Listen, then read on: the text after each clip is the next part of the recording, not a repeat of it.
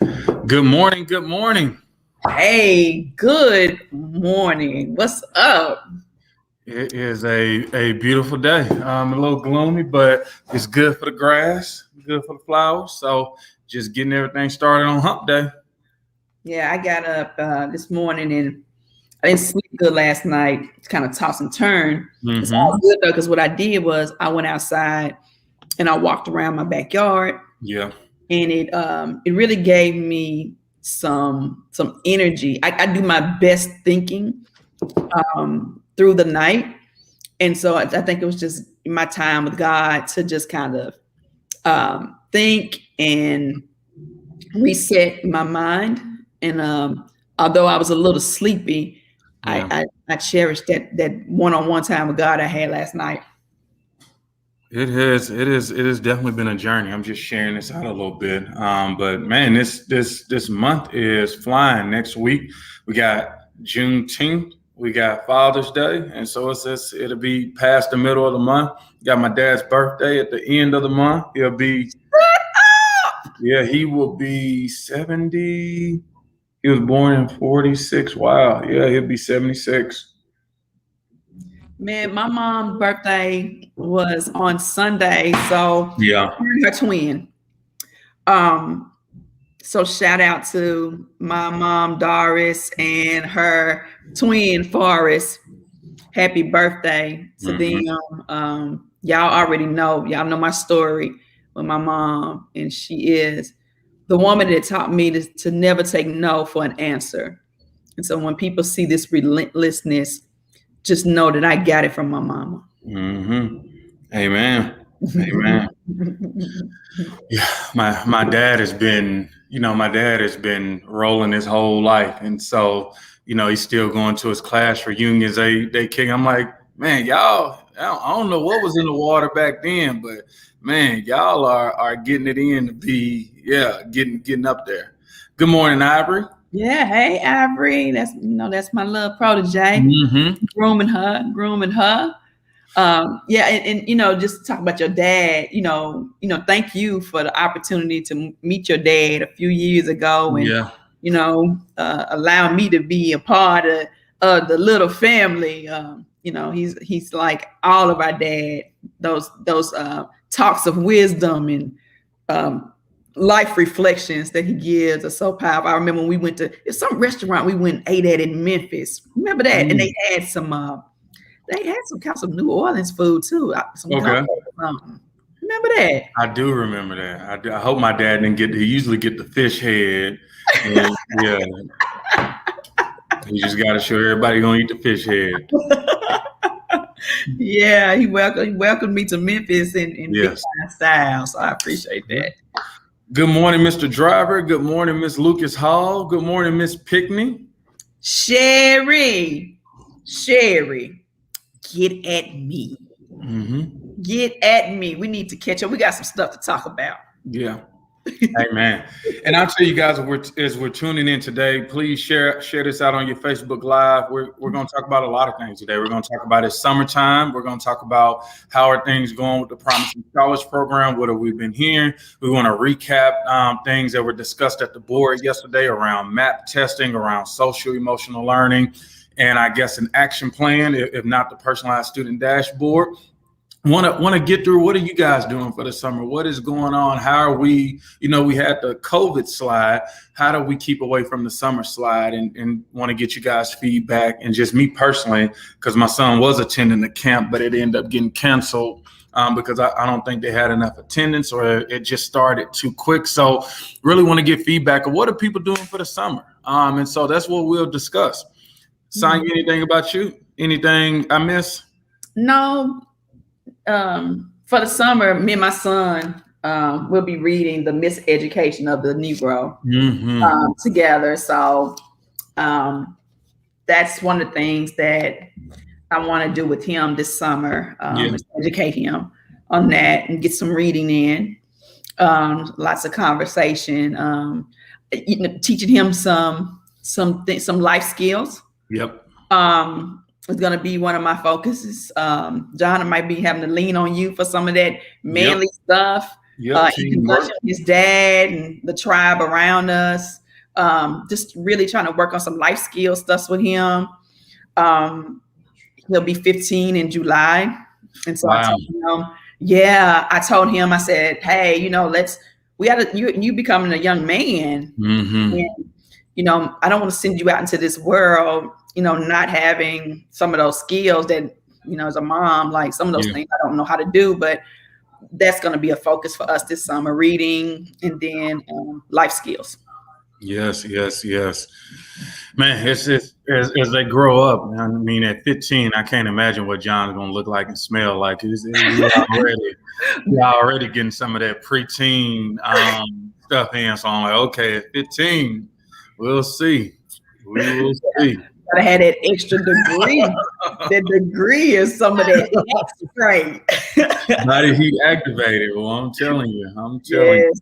And them voices get, Lil John, I noticed his voice get deep. CJ's voice is deep. Mm-hmm. Personality changing, they don't laugh at your stuff as much as they used to. They just kind of look at you like you're crazy. And Too cool. So what we want to go through, if I can just take a little bit of time, I really want to go through some of the stuff they presented at the board yesterday, last night. And what I really saw, and as people kept asking, as parents and board members kept asking questions, we realized these are conversations that we got to have more. And I want to pull up these slides, and I want to ask parents. I want you guys to chime in as you see some of the things that are on the slide. I want to get your perspective. What does this mean to you? Does it make sense? Do you understand? Because I think we're trying to see something, and I would love to get you guys' perspective. So I'm gonna bring that on the screen right now. And folks are joining in. Good morning as John is navigating. Good morning to everybody. We see you, Shakira, Rhea, Clifton, Tiara. We already said hi to Miss Sherry. We're going to hook up. Sherry says, good. Yes, great read. My son's not going to read The Miseducation of the Negro. Wow. She said, great read. It's one that I haven't read yet, and I can't wait to read it. It's by Carter G. Woodson, if anybody wants to get that book. Yep. It is it's a deep read. And for a 15-year-old boy, it definitely won't go over his head. He'll definitely have some aha moments. I just remember reading that book. It wasn't as easy as I thought it would, but it was really informative. Okay. And my screen is not coming up right now, but what I want to do before, because right now it's not responding, is just talk about map testing. So what I remember last night, we talked about the TCAP test and just teeing ready and where we were as a school district and where kids were academically. And then they talked about having the map test right after TCAP. And so for, full 30 days, they were doing testing. And then they just started to talk about, well, here are the results. And as parents, listen, have you guys seen the updated map? What does it mean to you? Because a lot of questions came last night, just really trying to figure out what does all this mean? I think we know what it means. They unveiled the ugly truth. Well, some of it. They hide it because of guilt and shame. And they should have guilt and shame. I'll just say this, you cannot educate children and make excuses at the same time. Yeah, we had COVID, but now what are we going to do about it? Yeah. It's super duper important. And those are some of the questions. Just what do these scores mean? What are we planning for the next year as we look at these scores, the trend? And Sonia, I'm probably going to send it to you just to make sure, because I'm super duper glitching. Okay. Let's see. There's something I need to pull up? Maybe. Give me, well, one, if you can talk about just an update, because I'm going to shut this down and I'm going to come back. But if you can just talk about what should we be looking for as we're in June? June is always like summertime. Finally, we take our time, we hang out with our kids. At the end of June is like cool. July, we start thinking about like clothes, school clothes. We start thinking about back to school, transportation. Like, what do parents, in your opinion, need to start thinking about come July as we prepare for back to school? I think even now in this moment, guys, like we've already said, we cannot return to business as usual. So your typical summer, you're gonna have to look at it in a different way. And I need you guys to listen closely. We got to change our mindset because people, they've returned back to business as usual in a case where we can't. We simply cannot afford to go backwards and do what we've been doing, nor can we have the same mindset. I need you guys to listen up. We got to have a sense of urgency with our kids. So they have so many years in front of them that right now you've got to have a sense of urgency to make sure that those years are plentiful and prosperous. I hope you catching what I'm saying. Because of COVID-19, children have been set back 1 to 2 years on top of whatever they were set backwards on. And so I need you to take a different approach with it. And I don't want you to put your kids' lives in people's hands right now. You can't afford to. Am I trying to scare you? Yes, I am. Mm-hmm. I think I'm not trying to scare you. I think you should be scared. You should be very afraid for your kids. If you're not, then take heed to what I'm saying. And I'm trying to impress upon you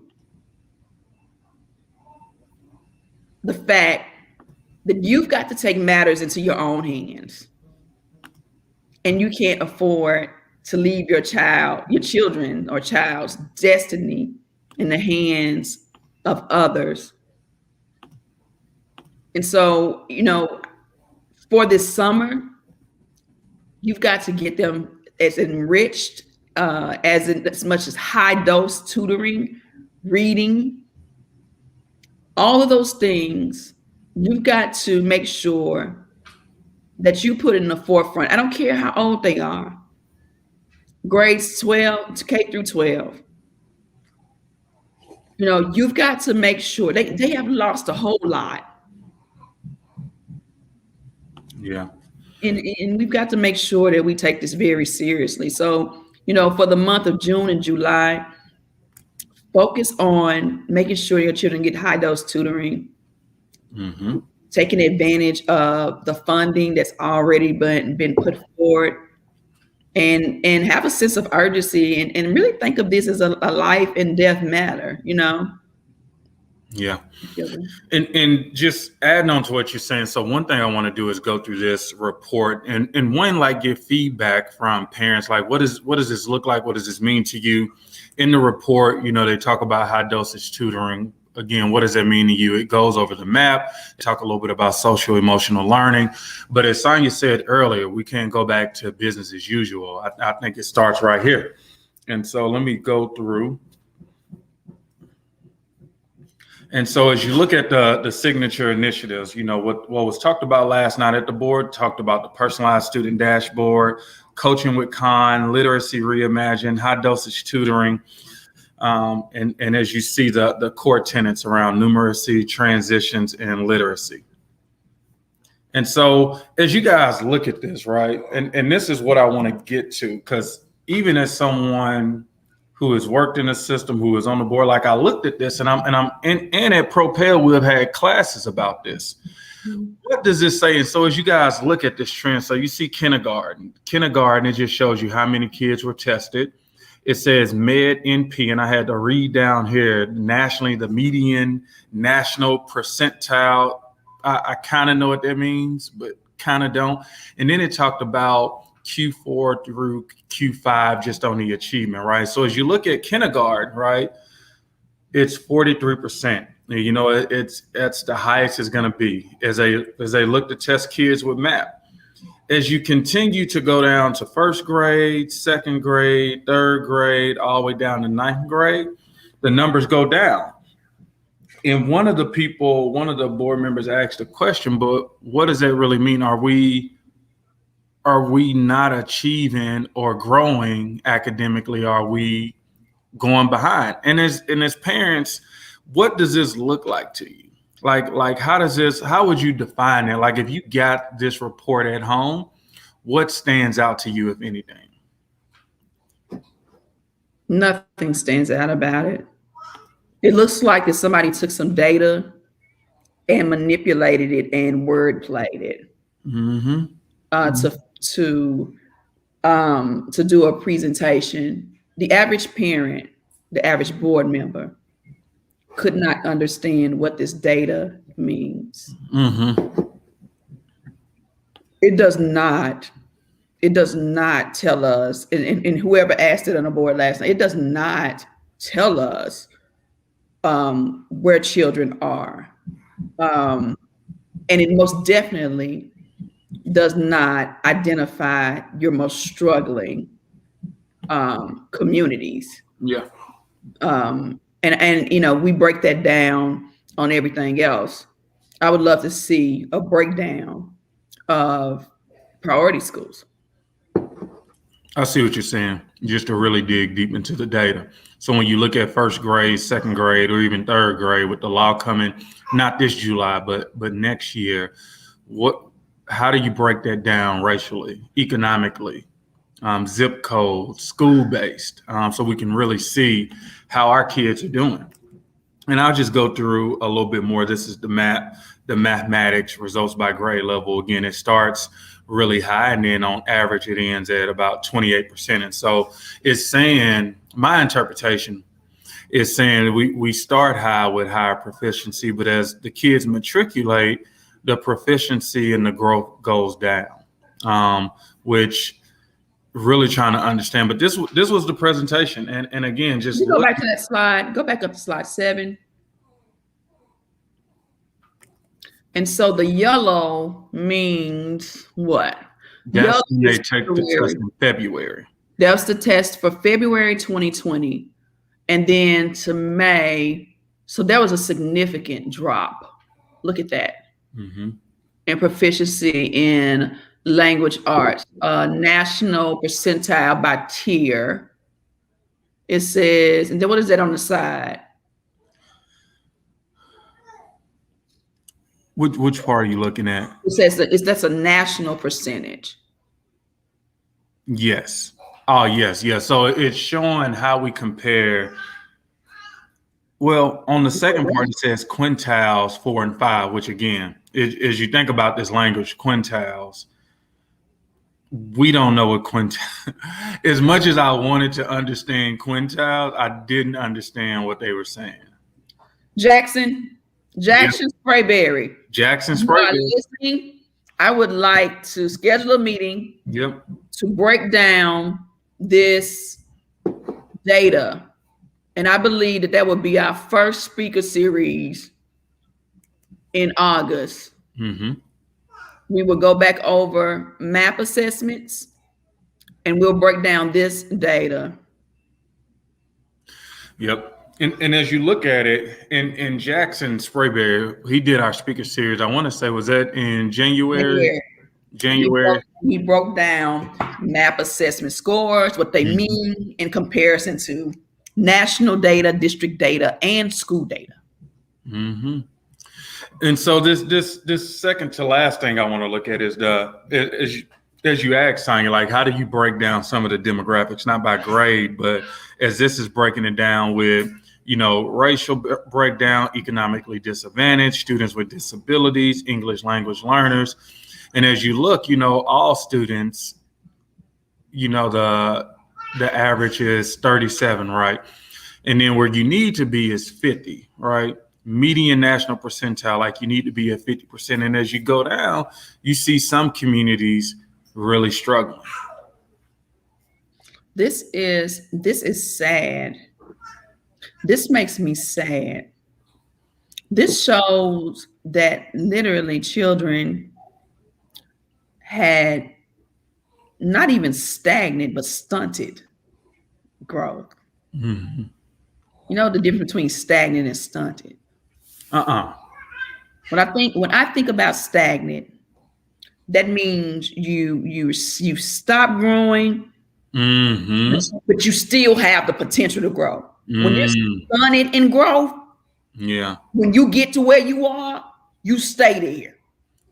Yeah. My mama told me caffeine will stunt my growth. Like, ain't no more growing. I don't know if that was true, but that's the word she used. So when I look at this looks like stunted Mm-hmm. growth for a lot of children. This is dangerous, parents. So if you're listening out there, I want you to have a sense of urgency, and I want you to ask the questions. This is what the school district should be doing. Mm-hmm. They shouldn't shy away from the sense of urgency on this. See, John, my mama always told me that when somebody really cares about you, they talk about the challenges and Mm-hmm. ways to help you, and they don't try to cover up or ignore the fact that something's going on with you.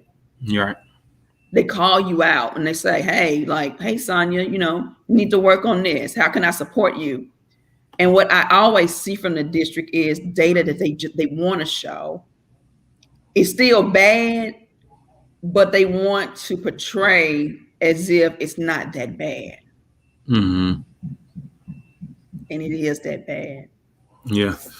I mean, even the questions from some board members, I mean, you just got a sense of we're in trouble. And they pivoted back to, all the things that they're planning on doing and all the, this is the plan to show it and do something about it. But it was pretty difficult, I think, for the majority of the people in there to look at this and just say, not Houston, but Nashville, we have a problem.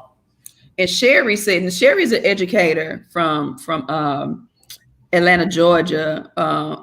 She's a former teacher in the Georgia district, and she has her own tutoring business. So shout out to Sherry. We'll get her information and put it on our website and stuff. Mm-hmm. Sharon will do that for you. I'm gonna put your information on our website for parents that want to tap in to your services. But Sherry says she hates math. Now, you're not the only educator that I've heard say that. And Sherry, if you can put the recommended test, I can't remember the name, but my good friend Anna Thorson is also coming to the same conclusion that we need to have something other than math, especially to identify most struggling readers and maybe those who have learning disabilities.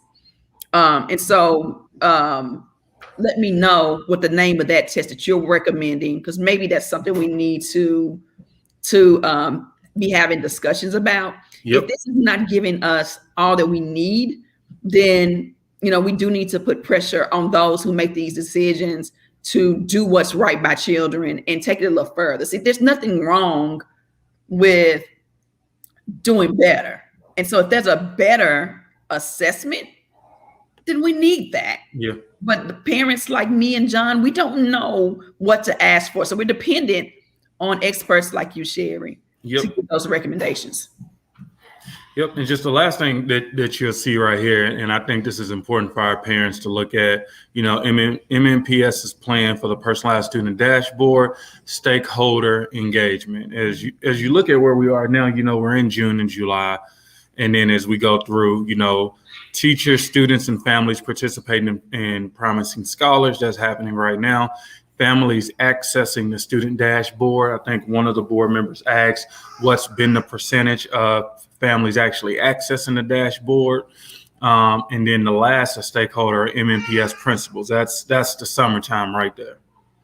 And then as the new school year started, as you can see, they look at the parent advisory, the student advisory, the teacher advisory, the principal advisory council. They look at MNPS students, families and educators, community partners, family, educators, and community members, and looking at focus groups, advisory groups, and surveys. Yeah. Let's talk about that. Mm-hmm. Pull that up again, John, if you don't mind. The MNPS plan for personalized student dashboard, stakeholder engagement. Teachers, students, and families participated in Promising Scholars. Survey related to satisfaction with current student dashboard. Well, hell, we got to be able to access it first. Who out there got access to it? Everybody I talk to, hell, they ain't got no access to it. Who they giving? Oh, Jesus. Yeah. So then it says August through September, parent advisory council, student advisory council, teacher advisory council. I don't see Nashville Propel on there. But that's okay. We'll get on some. You can't kick us out. So wait a minute. Now let me go on and say my piece. Can I, John? Yep. Let's do it. Don't start none, won't be none. Number one. Yep. Number two, we ain't going nowhere. What the baby kids say? We don't die. We multiply. Come on. Number three. And number four, we run this. This system belongs to the parents and students of Nashville. We run this. Work with us or don't. So I don't see Nashville Propel on that. So I expect to see that because I know y'all ear hustling. I expect to see that soon. Let me see what else they got on here. Community partners that directly support MNPS. We support MNPS students, so we should be on there. Focus groups with representative samples. I'm sorry, this is little. Various stakeholder groups to gather feedback on phase 2 of student dashboard mock-up. Why we gotta wait till September? Hell, give us access. We can do that now. That don't take long. We're moving too slow. Yeah, I mean the summer is gone, and then come August, September, people are right in the thick of it, and so it just doesn't give you a real opportunity if something is not going right to get it right, because it's August and September spent working with a lot of advisory councils. Yeah. So who's over this project? Dr. Changus? Yeah, Dr. Paul Changus. Y'all tell me, y'all want me to send Dr. Changus an email? He might not respond back. Poor thing, bless his heart. But do y'all want me to send him? This is a little too slow, this timeline. What's taking so long? And I need somebody from MNPS to let us know how people access this, the Infinite Campus, and get their login to this personalized student dashboard. Rhea says, she says send an email. Okay, Rhea. I will do that. Rhea says anybody can get it. Yes, ma'am, they can. Yeah. But I think these are opportunities to really dig deep, because if we don't do the on the ground work right now of being really intentional about connecting with our parents. Again, I didn't go to Harvard, but I got a great education, and as a parent, I'm looking at this like, what does this really mean for little John? Like when I look at that MAP score, when I look at the percentile, what does that really mean? And then what do we do about it, right? And so what I've just heard consistently from a lot of parents is they don't know what's going on, and it becomes generational, right? It's a lot of times I knock on the door, and the parents, you see the passion, like they talking to a stranger at their door about their child's education because it's engaging, but you realize it's such a disconnect. And when you have things like this and say the access is there, all you got to do is go on Infinite Campus, but you don't walk them through the steps. I always say we had a lawsuit for the rezone. We talk about it in the fellowship, 2008. The district made sure they made contact with every family around this rezoning case. Every family. Sure did. Every family. It's not that hard. You know what? Give us them phone numbers and them contacts. We get in touch with all of them. It takes being intentional. Yes. You gotta want to. It's not about when you have families who were a part of this huge digital divide, and you send out things in email.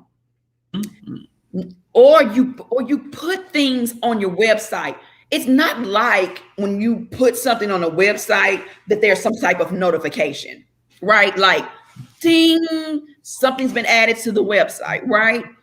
You have to intentionally push that out. And there are things that are put on the MNPS website, and it's like, it's on our website. Well, hell, how am I supposed to know it was on there?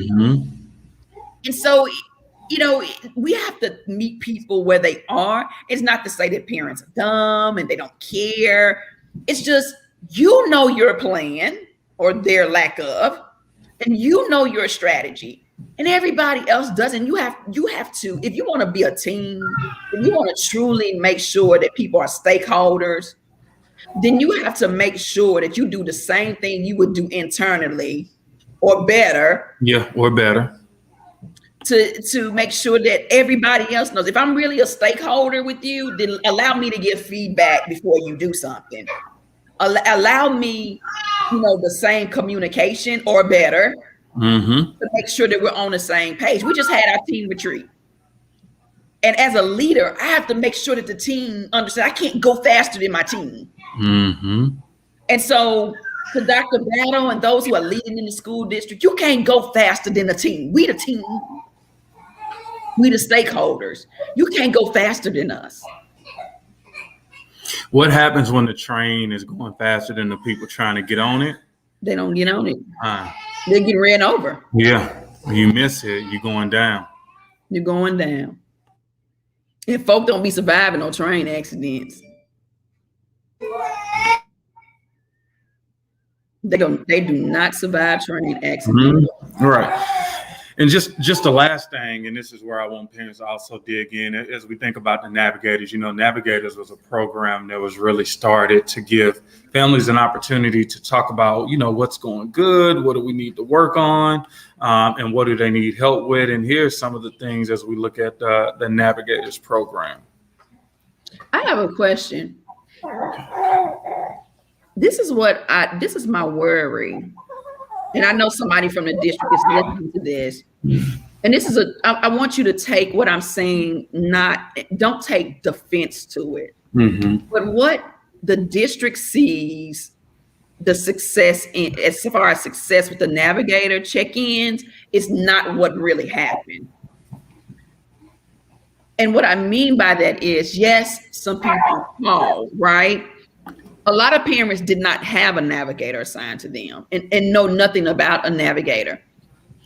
The check-in call has to be more meaningful.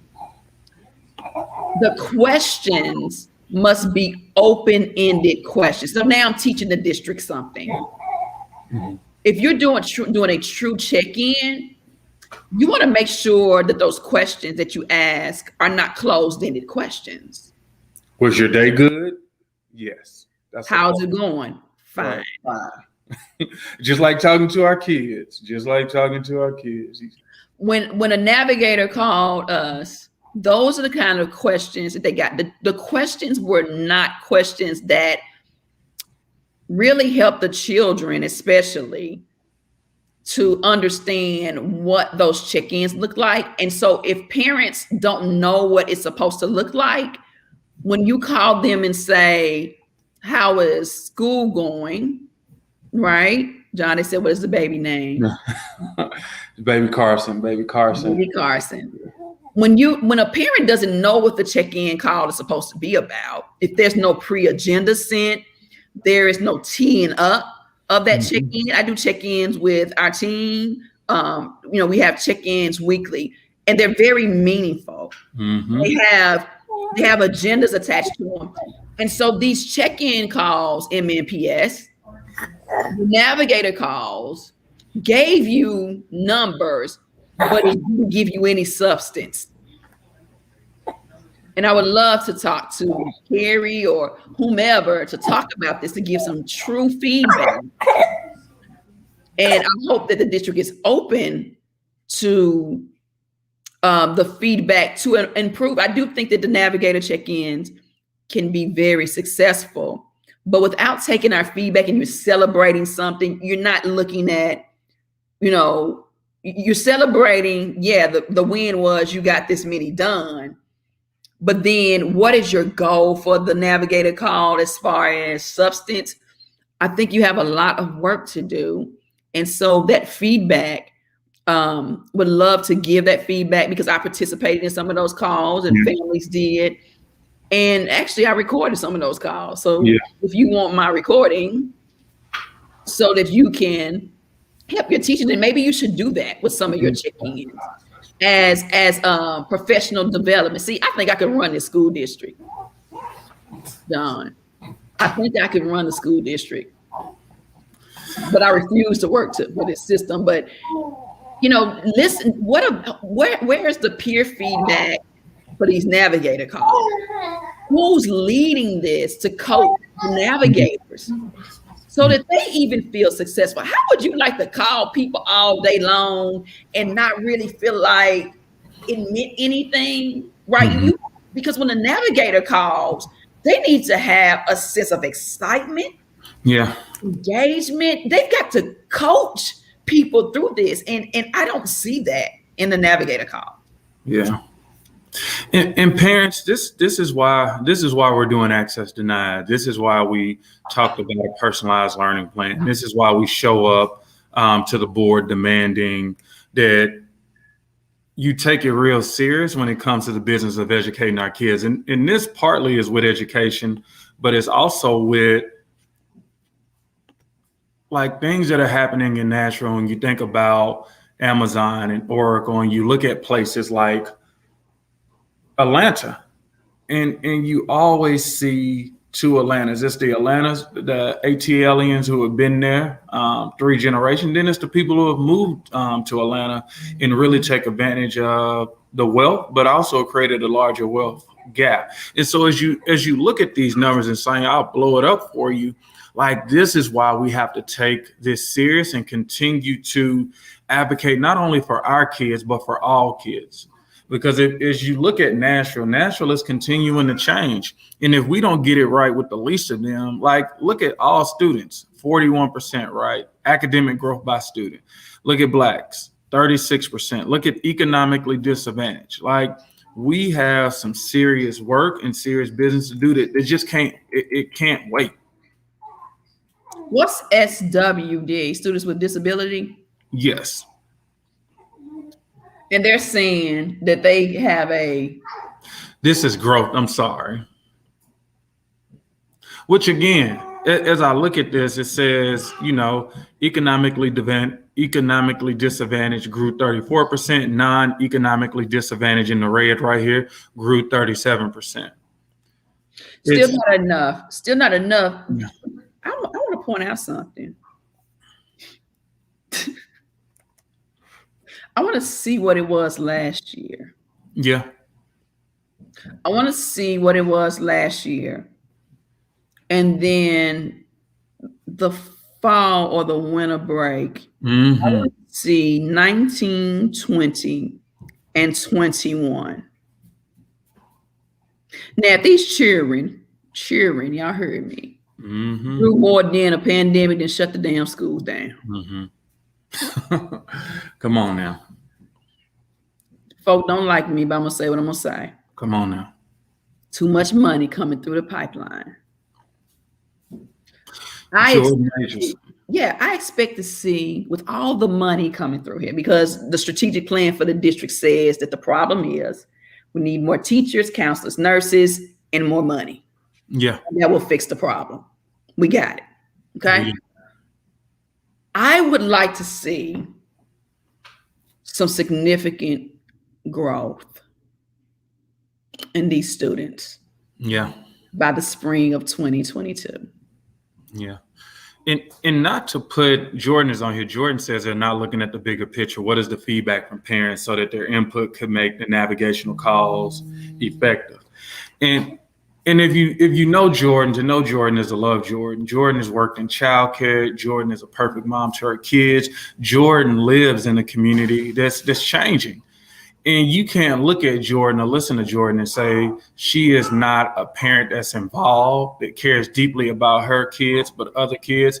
and we all still struggle. Like we it's still not resonating. So is it a parent problem, or how we communicate out and get engagement from our parents? Like there's always going to be finger pointing. Oh, it's a parent problem. When you make the big decisions, they make the wheels go round and round. You have to take a step back and say, with all the things that we're doing, is it enough to educate and grow our kids? Is it enough to create opportunities for kids once they graduate high school? And as we look at it, it's a lot of jobs around, Sonya. You see this all on the news. Nobody's taking these hotel jobs. No one is taking these restaurant jobs. Well, when it costs $20 to live in the city and you're trying to pay me $12, we're not taking it, right? When you put me in an education system, there's a lot of tech companies are coming here, Lyft, Amazon, Oracle, Allison Bernstein, like companies, Nissan, and we don't have pipelines for our students to reach that wealth. And you talk about a company bringing 6,000, 5,000 jobs, don't let me misquote it, thousands of jobs. And there's not a conversation around, well, how much are our students and recent graduates are going to be able to utilize those jobs? Then we can be doing better. And we just got to be real and honest about it. Because if not, Sherry is on here. Sherry is commenting number one, but she's seen it happen in Atlanta, and Atlanta is no different than here. Yeah, it's scary. My daughter graduated magna cum laude from the illustrious Tennessee State University, and is afraid that the job market won't pay her what she has worked so hard to do. And that is to graduate from a system, a high school system, that she even feels like did not give her the education that she needed and deserved. And still went to college on scholarship, still graduated with honors, but could look around at her peers from around the country and see the difference in the education that they received. And to graduate, to work hard, to make the sacrifices she did, to get out of school and be worried. First of all, because you're a Black female in a city that is the it city that caters to white Americans. Secondly, to be looked at in such a way as a Black female that you're not enough. I want to talk about that a little bit. I want to talk about I don't want parents to forget the racism and the oppression that we're facing. And that's why we've got to bind together. You try to do it on your own and know it has not worked, but together we can fight this thing. And I'm not saying that we can overcome every single thing, but I believe there's some fundamental things that we can defeat together, and we have to. We have to build a movement of parents and grandparents, and we've got to do it now. And we've got to make some sacrifices to do it. And I'm proud of the parents of Nashville PROPEL. We have an organizing meeting. The meeting we're organizing next Tuesday, and already the commitment of parents who will be on that call is at record numbers. And so next Tuesday, if you're listening, it is our campaign call, our monthly campaign call. And if you have not committed to coming, then make sure you get with your organizer. We'll be getting some correspondence, that reminder. But now is the time to ignite a movement of parents and grandparents who represent our most struggling communities. This, in the midst of blatant racism, bias, exclusion, anti-parent, anti-children, anti-care. In this atmosphere, people that want to play in playgrounds of dysfunction, and so now is the time for us to do that. And so, John, I think you had on the agenda to talk about our summer plans as Nashville PROPEL. We were in retreat last week. We had a retreat that was top notch. There are some companies, institutions, and even the school district, even the school board could not touch the retreat that we had last week. And so parents of Nashville Propel, we are continuing to build the infrastructure around this movement. I commit to doing that. And you're going to be very excited over the next couple of months in the growth of the team, and also the things that we have in store for each and every one of you. And I am so excited right now because it's just needed. And over the last 2 years, we have grown so much.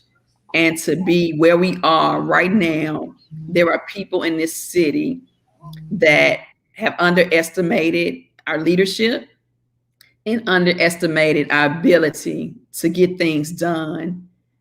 And I'm just going to say, we're going to show you better than we can tell you. And so sleep with one eye open. All day. All day. All day.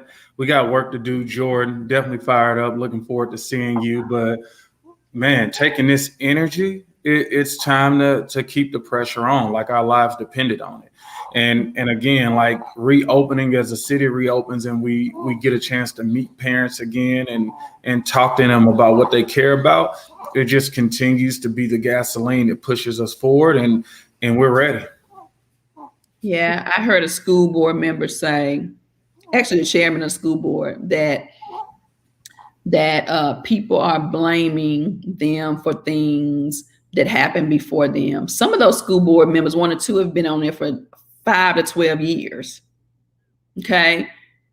And when you're in leadership, it's called taking ownership.